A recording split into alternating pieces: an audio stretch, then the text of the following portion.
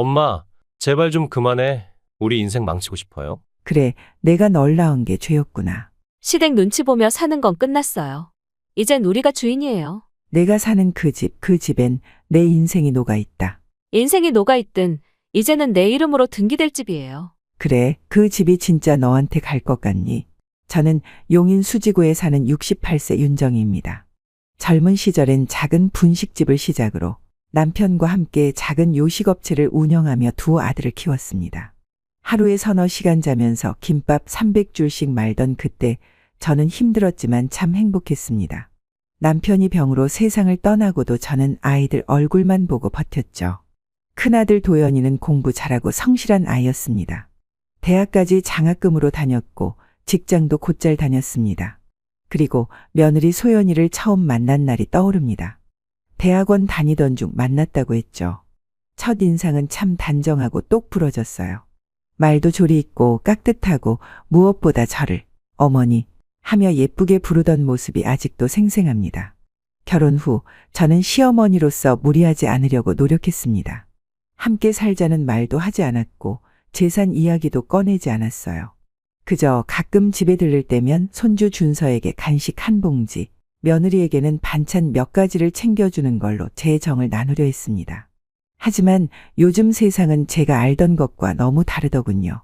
어머님, 사실 저희 집이 좀 좁기도 하고 도연 씨도 스트레스를 많이 받아요. 어머님이 자주 오시면 제가 너무 힘들어요. 그 말이 처음 나왔을 땐 그냥 넘겼습니다. 며느리가 요즘 바쁘고 힘든가 보다 했죠. 하지만 어느 순간부터 며느리의 말과 행동이 달라지기 시작했습니다. 손주가 내 품에 안기면 멀찍이 떨어지게 했고 내가 반찬을 가져가도 굳이 받아들이지 않으려 했습니다. 그러다 어느 날 며느리는 웃으며 제게 말했습니다. 어머님, 이젠 우리 집에서 좀 나가주실래요? 그 말이 제 가슴을 콱 막아버렸습니다. 단단히 쌓여있던 무언가가 무너졌죠. 내가 뭘 그렇게 잘못했을까요? 자식 키운 죄밖에 없는데 왜 나는 가족에게서 쫓겨나야 하는 걸까요? 오늘은 그날 이후 제게 벌어진 일들과 그 속에서 꿋꿋이 살아온 저희 이야기를 들려드리려 합니다. 가슴속에 담아두었던 울분, 억울함, 그리고 마침내 제가 되찾은 작은 평화까지 지금부터 들어주시겠어요? 나는 늘 어머니로서, 아내로서, 며느리로서, 그리고 한 인간으로서 최선을 다해 살아왔다. 남편과 함께 분식집을 하며 하루 15시간씩 일했다. 그날 벌어서 그날 살았지만 아이들 얼굴만 보면 힘이 났다. 큰아들 도연이가 초등학교 들어가던 날이 생각난다. 아이 손을 꼭 잡고 학교 앞까지 걸어가며 말했었다. 공부 열심히 해서 나중에 어려운 사람들 도와주는 사람 되자. 그 말은 어쩌면 나 스스로에게 했던 다짐이기도 했다. 나중에 우리 도연이가 잘 돼서 이 고생이 보람되었다고 느끼게 되겠지. 그 시절 나는 시어머니를 직접 모셨다. 치매 초기를 앓으시던 시어머니를 6년 가까이 돌봤다. 남편은 늘 바빴고 형님은 연락이 끊긴 지 오래였다. 요양보호사도 없던 시절 나는 새벽마다 일어나 시어머니 기저귀를 갈고 물수건으로 등까지 닦아드리곤 했다. 지혜도 둘째 도연이도 어릴 때부터 그런 모습을 봐왔다. 그래서 나는 아이들이 나중에 부모가 되어도 어른 공경하는 마음만은 지켜주길 바랐다. 도연이가 대학을 가고 직장을 얻었을 땐 온 동네 사람들에게 자랑하고 다녔다. 우리 아들이 말이야 회사에서 과장 달았대. 나보다 월급이 더 많아졌대. 내가 흘린 눈물은 그날 처음으로 너무 행복해서였다. 도연이가 소연이를 데리고 온 날 나는 속으로 기도했다. 저 아이가 우리 아들 곁에서 든든한 동반자가 되어주길. 처음 만난 소연은 인사도 바르고 내 손을 꼭 잡으며 말했다. 어머님, 제가 잘 모실게요. 요리도 배우고 싶어요. 그때 나는 생각했다. 아, 복이구나. 나에게도 복이 있긴 있구나. 결혼식을 앞두고 나는 내 명의로 된 적금 일부를 깨서 신혼집 전세금을 보탰다. 자랑은 하지 않았다. 그저 마음속으로만 우리 애들 잘 살게 해주는 게 내 복이지라고 되뇌었다. 결혼 후에도 처음 몇 년은 아무 문제가 없었다. 명절이면 소연이와 함께 송편을 빚고 반찬을 담그며 웃기도 했다. 그 웃음이 진심이었기를 나는 지금도 바란다. 그러던 어느 날부터인가 소연의 눈빛이 달라지기 시작했다. 나를 바라보던 시선이 예전 같지 않았다. 말투에도 날이 섞였고 요즘 어머님 너무 자주 오시는 것 같아요. 라는 말이 나왔을 땐 가슴이 철렁 내려앉았다. 하지만 그럼에도 나는 여전히 내가 뭘 잘못했나 되물으며 스스로를 탓했다. 도연이가 바쁘단 이유로 연락이 뜸해졌을 때도 일부러 도시락을 싸들고 회사 근처에 가보았다. 그때 도연이는 민망한 듯 나를 피했고 소연은 다음날 전화를 걸어왔다. 어머님, 앞으로는 미리 연락 좀 주세요. 갑자기 오시면 불편하잖아요. 나는 그저 말없이 알겠어 라고 대답했다. 그리고 전화를 끊고 나서 한참 동안 창밖만 바라보았다. 그 순간부터 뭔가 무너지는 소리가 들렸던 것 같다. 하지만 나는 여전히 믿고 있었다. 가족은 다 이해하고 보듬고 살아가는 거다라는 나의 신념을. 그 믿음이 배신으로 돌아오기까지 오래 걸리지 않았다. 그날도 평범한 하루였다. 반찬 몇 가지를 만들어 용기에 담고 손주 준서가 좋아하는 고구마 맛 과자를 가방에 챙겼다. 미리 연락을 하지 않았던 것이 실수였을까. 현관문을 열고 들어서자 며느리 소연이 고개를 들었다.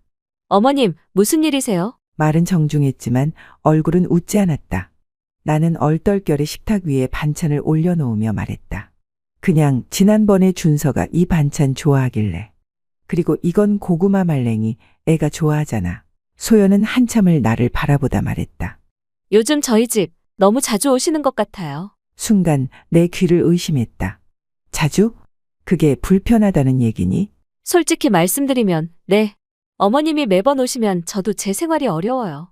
남편도 요즘 일로 예민하고 사적인 공간이 자꾸 없어지는 느낌이에요. 그 말이 심장에 콱 박혔다. 사적인 공간. 나는 갑자기 그 집이 나와 아무 상관없는 낯선 공간처럼 느껴졌다. 손주 준서가 달려와 내 무릎에 안기려다 멈췄다. 소연이 조용히 말했다. 준서야, 할머니한테 말 안 하고 안기면 안 돼. 놀라실 수도 있잖아. 나는 아무 말도 할 수 없었다.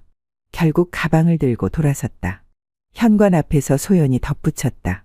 앞으로 오실 때는 꼭 연락 주세요. 가능하면 일주일에 한 번 이하로요. 나는 그날 밤 잠이 오지 않았다. 머릿속에 온통 그 말뿐이었다. 가능하면 일주일에 한 번 이하로. 다음 날 도연이에게 전화를 걸었다. 도연아, 소연이가 내가 너무 불편하게 하는 거니? 도연은 침묵하다가 말했다. 엄마, 소연이도 많이 힘들어해. 나도 솔직히 엄마가 불쑥 오시는 게 부담스러울 때가 있어. 내가 부담이었구나. 그런 뜻이 아니고 그냥 우리도 우리만의 공간이 필요하니까. 그 말에 나는 전화를 끊고 울었다. 내가 힘들 때 도연이를 업고 병원에 다녔던 기억. 장염에 걸려 토하던 아이 머리를 닦아주던 기억. 밤새 김밥을 말아 학원비를 냈던 그 밤들. 그 모든 기억이 한순간에 무너지는 기분이었다. 며칠 후 다시 연락이 왔다. 어머님, 준서가 아프다고 하네요. 혹시 와주실 수 있으세요? 나는 마다하지 않고 달려갔다. 준서는 미열이 있었고 소연은 출근 준비에 바빴다. 나는 부엌을 정리하고 준서에게 죽을 끓여 먹였다. 그런데 도연이 퇴근하고 집에 돌아왔을 때 두 사람이 작은 소리로 싸우는 게 들렸다. 당신 왜 또 어머니 부른 거야? 준서 아픈데 어쩌라고. 어머니 말고 누가 돌봐줘. 우리가 해결해야지. 맨날 어머니 부르면 결국 다시 얽히잖아. 그 말에 나는 조용히 방문을 닫고 밖으로 나왔다. 그날부터 나는 그 집에 다시는 먼저 가지 않았다. 그런데도 소연은 내게 치매 초기 아니냐며 병원에 가보자고 말하더라. 그제야 알았다. 뭔가 내가 알지 못하는 일들이 돌아가고 있다는 걸. 그 말이 갈등의 시작이었다. 그 표정 하나가 내 모든 삶을 뒤흔들었다. 그날 아침 식탁에 앉아 있는데 도연에게서 전화가 왔다. 엄마, 오늘 병원 같이 가자. 건강검진 말이야. 소연이가 예약했대. 무슨 검진을? 그냥 종합검진. 그동안 바쁘다고 미뤘잖아. 말투가 이상했다. 소연이 예약했다고? 내가 말한 적도 없는데. 병원에 도착하자 내 이름이 적힌 차트가 이미 접수돼 있었다. 간호사는 치매 검사 포함이라며 심리상담실로 나를 데려갔다. 왜 이걸 하죠? 나 그런 검사 원한 적 없는데. 가족분 요청입니다. 나는 아무 말 없이 검사를 받았다. 머릿속이 멍했다. 마치 치매라는 낙인을 누가 미리 찍어둔 것 같았다. 며칠 후 병원에서 연락이 왔다. 의사와 가족 상담이 필요하다고 했다. 도연과 소연이 나란히 앉은 자리에서 의사는 조심스럽게 말했다. 어르신, 다행히도 치매는 아닙니다. 약간의 단기 기억력 저하가 있지만 연령 대비 정상 수준입니다. 그 말에 안도했지만 도연과 소연의 얼굴이 순식간에 굳어졌다. 소연은 작게 그러나 뚜렷하게 말했다. 그런데 최근 행동은 너무 이상했어요. 자꾸 같은 말을 반복하고 현관문 비밀번호를 잊어버리시기도 하고. 나는 참지 못했다. 누구든 나이 들면 깜빡할 수 있어. 그게 다 병이니? 치매라는 말을 그렇게 쉽게 꺼내면 안 되는 거야. 소연은 눈을 피했다. 도연도 고개를 돌렸다. 나는 숨을 크게 내쉬며 말했다. 내가 너희 집 현관문 비밀번호를 몇 번 틀렸을 수는 있어. 하지만 너희는 그걸 구실 삼아 나를 병자로 만들려 했지. 왜? 왜 그런 생각을 하게 된 거니? 도연이 입을 열었다. 엄마 진명애 때문에 소연이랑 다퉜어. 명의가 아직 엄마한테 있으니까 불안하다고. 그제서야 모든 퍼즐이 맞춰졌다. 소연이 나를 꺼리기 시작한 이유, 도연이 말수가 줄어든 이유, 그리고 치매 검사까지 이끌려간 이유까지. 결국 집 때문이었다. 내가 죽고 나면 저절로 넘어갈 재산을 그들은 지금 당장 가져가고 싶었던 거다. 그 밤 집에 돌아와 일기장을 꺼냈다. 나는 내 자식에게 속았다. 내 며느리에게 조종당했고 그 둘은 내 정신을 의심했다. 내가 가진 것을 지키려 했던 것뿐인데 그들이 먼저 날 버렸다. 며칠 후 아파트 경비 아저씨가 슬며시 건넨 쪽지를 보고 다시 심장이 내려앉았다. 아주머니, 며느리분이 며칠 전 부동산 중개소 다니시는 걸 봤어요. 혹시 몰라 알려드리는 겁니다. 나는 제3명의 조회를 했다. 아직 내 이름이었다. 하지만 그들이 움직이기 전에 내가 먼저 준비해야 했다. 그날 밤 나는 녹음기를 켜고 내 일상 대화를 기록하기 시작했다. 그리고 도연과 소연이 오가는 대화도 남겨두었다. 하루는 일부러 몇 번 더 현관 비밀번호를 틀렸다. 그러자 소연이 말했다. 이제 진짜 위험하잖아. 어머님 상태 병원 소견서 새로 받아야겠어요. 그 말이 녹음됐다. 나는 무너진 마음을 붙잡으며 다짐했다. 더는 물러서지 않겠다고. 치매라는 말 그렇게 쉽게 꺼내지 마라. 내 인생, 내 정신, 내가 지킬 것이다. 소연은 결국 본색을 드러냈다. 도연이 출장 중이던 어느 날 소연이가 나를 찾아왔다. 어머님, 우리 얘기 좀 해요. 말투는 차분했지만 눈빛은 싸늘했다. 제가 솔직히 말씀드릴게요. 어머님이 이 집에 계속 계시는 게 저희 가정엔 부담이에요. 그건 도연 씨도 인정하는 부분이에요. 나는 아무 말도 하지 않았다. 그녀는 이어서 말했다. 그리고 이제는 집도 정리할 때가 되지 않았나요? 어머님 연세 생각하면 실버타운이나 아니면 요양시설 알아보셔야죠. 현금 자산으로 바꾸시는 게 어머님께도 좋아요. 그 순간 세상이 멈춘 것 같았다. 그래서 지금 나더러 내 집을 넘기고 나가서 살라는 거니? 소연은 뻔뻔하게 웃었다. 어머님도 편하시고 저희도 새 출발할 수 있고 그게 가족을 위한 일이죠. 나는 숨을 들이마시고 소리쳤다. 그게 가족이야. 내 인생을 팔아서 너희 새 출발하라고. 이 집이 어떻게 생긴 건데. 니들이 한 푼이라도 도왔어? 소연도 맞받았다. 도연 씨는 10년 넘게 어머님 부양했고 저도 눈치 보며 살았어요. 어머님은 왜 늘 피해자세요? 나는 그날 처음으로 소연의 얼굴을 똑바로 바라봤다. 그녀는 더 이상 내 며느리가 아니었다. 단지 내가 가진 것을 빼앗고자 하는 타인이었다. 그날 밤 도연에게 전화를 걸었다. 너 정말 이대로 괜찮은 거니? 도연은 길게 한숨 쉬었다. 엄마, 소연이도 지쳤어. 그리고 솔직히 나도 엄마가 치매 초기라고 믿고 있었어. 병원에서도 그렇게 말했잖아. 아니, 병원에선 정상이라고 했어. 그건 그냥 그땐 그랬겠지. 요즘은 또 달라졌잖아. 나는 그제야 알았다. 도연도 이미 마음이 기운 지 오래였다는 걸. 그는 나를 의심하고 있었고 며느리의 말에 기울어 있었다. 좋아. 그럼 니들이 원하는 대로 해. 하지만 명의는 내 거야. 법적으로도 내 집이야.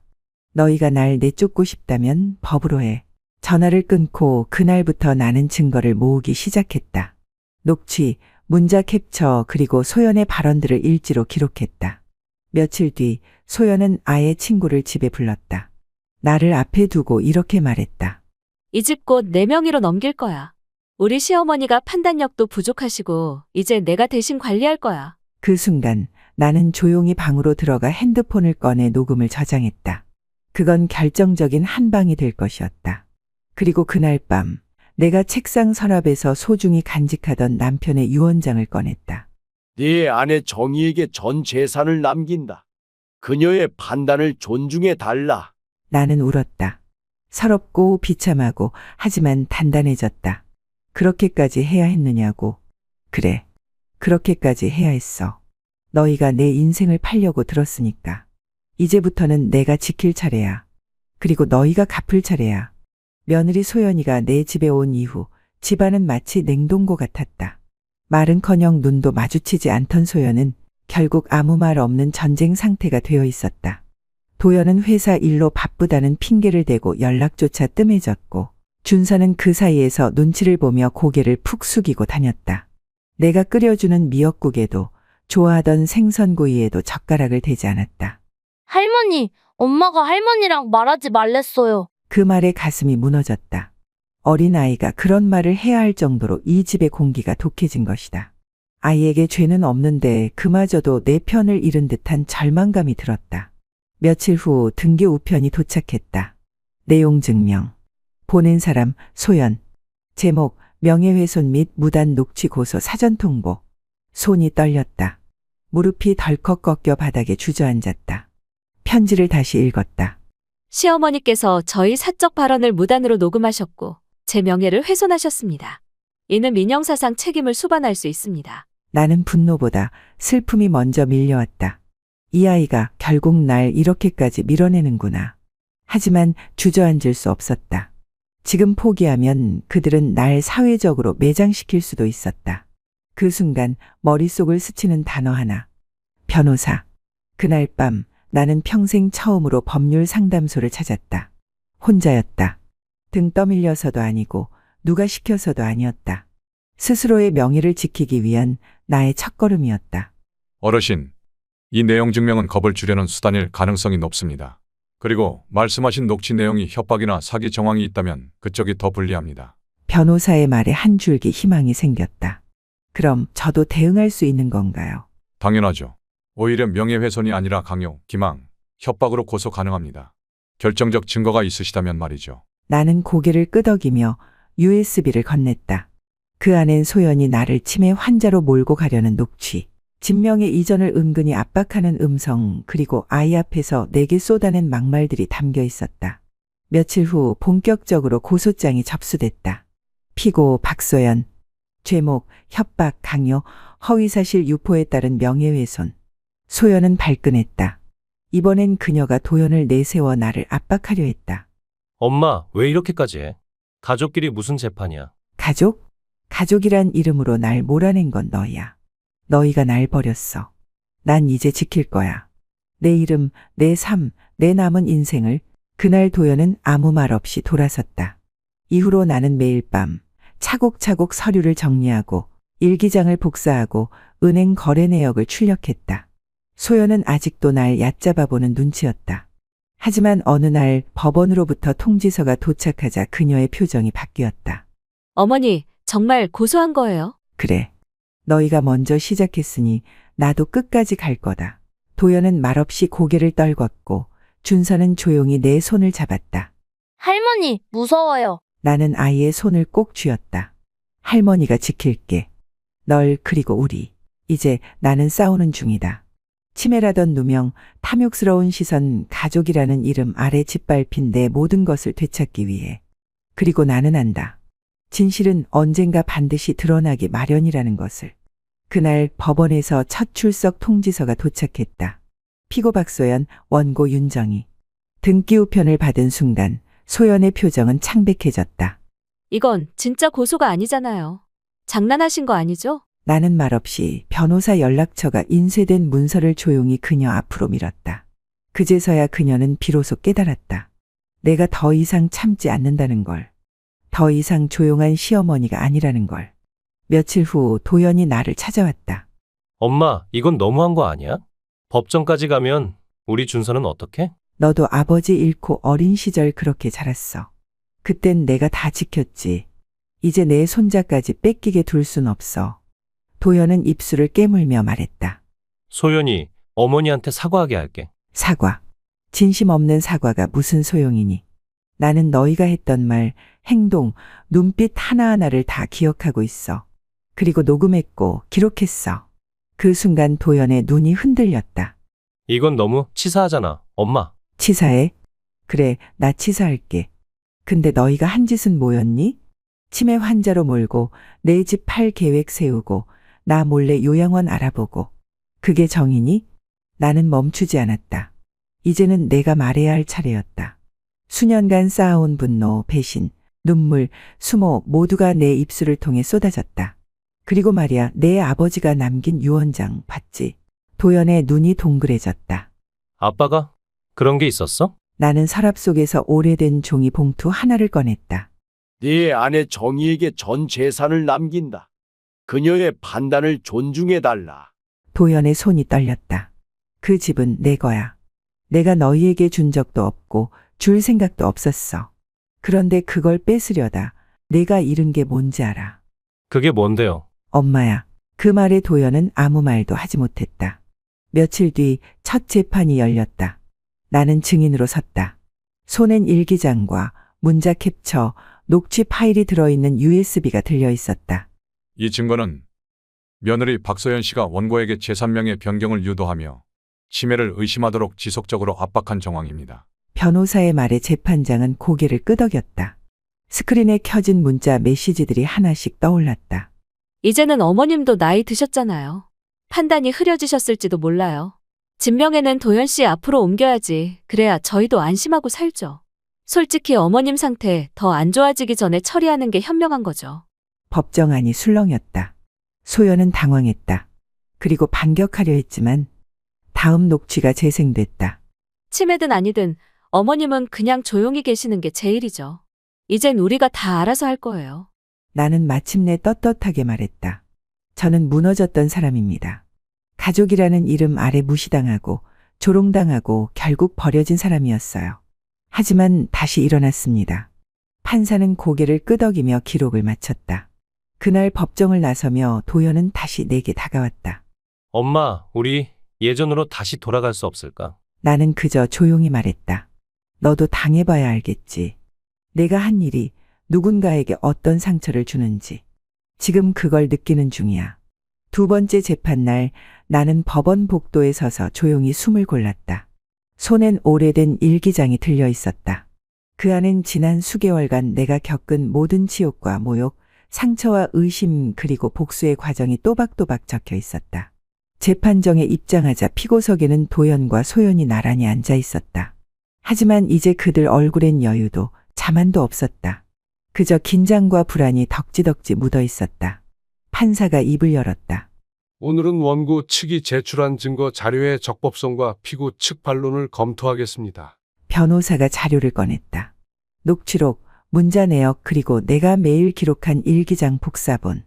원고는 일관되게 피고 측으로부터 정신적 압박, 강요, 명예훼손, 협박에 해당하는 정황을 겪어왔으며 이는 육성 녹취, 문자, 증언을 통해 입증 가능합니다. 그 순간 내 작은 목소리가 법정 안에 울려 퍼졌다. 어느 날부터 저는 제 존재 자체가 죄처럼 느껴졌습니다. 조용한 방 안, 나의 일기 일부가 낭독됐다.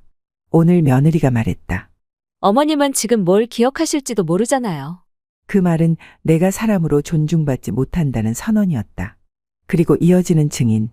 경비원 김 씨가 증언대에 섰다. 제가 봤습니다.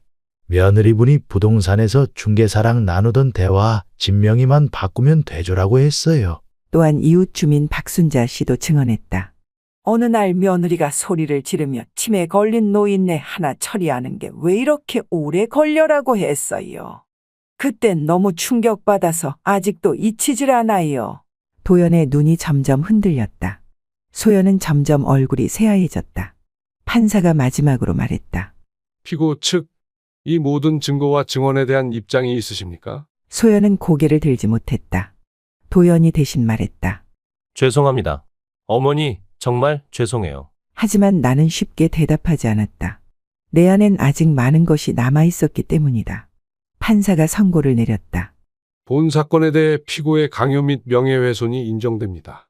원고의 인격권 침해가 명백하므로 민사상 손해배상 및 정신적 위자료 지급 명령을 내립니다. 그날 나는 비로소 숨을 돌릴 수 있었다. 긴 싸움 끝에 마침내 내 진실이 인정받은 것이다.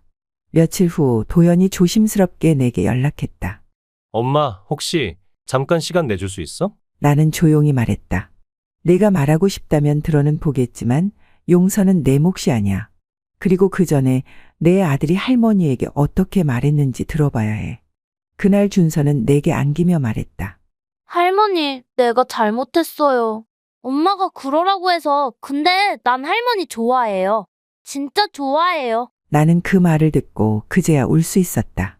온몸이 떨리고 눈물이 쏟아졌지만 이번엔 치욕이 아닌 위로의 눈물이었다. 나는 속으로 되뇌었다. 법은 기억한다. 그리고 기록한다.